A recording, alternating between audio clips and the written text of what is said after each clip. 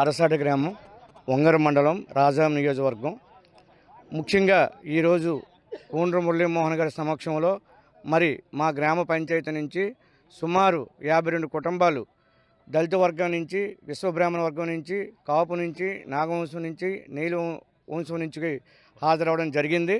అయితే వీళ్ళు ముఖ్యంగా మా గ్రామానికి మరి ఇప్పటి నుంచి ఎదురు చూస్తున్నటువంటి ప్రభుత్వ ఆసుపత్రి ఒకటి శాంక్షన్ అయింది. అది వెల్నెస్ సెంటర్లో ప్రారంభించడం కూడా జరిగింది. త్వరలో 2 కోట్లు దానికి మంజూరయ్యింది. అది శంకుస్థాపన కూడా జరుగుతుంది.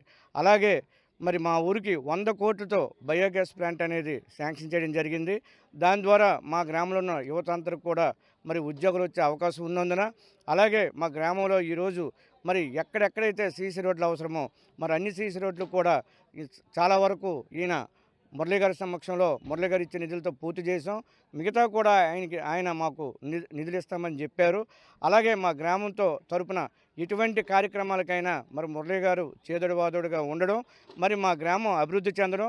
కాబట్టి మిగతా గ్రామంలో ఉన్నటువంటి వైసీపీ కార్యకర్తలు కానీ, నాయకులు కానీ మరి మా పార్టీ నిబద్ధత, మరి గ్రామ అభివృద్ధి, మరి మురళీ గారి నాయకత్వాన్ని విశ్వసించి ఈరోజు మా గ్రామ పంచాయతీ నుంచి మరి 52 కుటుంబాలు చేరి మరి మా పార్టీ మరింత బలోపేతం కావడానికి ఈరోజు వాళ్ళందరి సహాయం కూడా తీసుకొని మేమందరం కూడా రేపు రాబోయే స్థానిక ఎన్నికల్లో మరి ఎమ్మెల్యే గారికి మరి సర్పంచ్ని, ఎంపీటీసీని బహుమానంగా ఇస్తామని చెప్పేసి విన్నవించుకుంటున్నాం.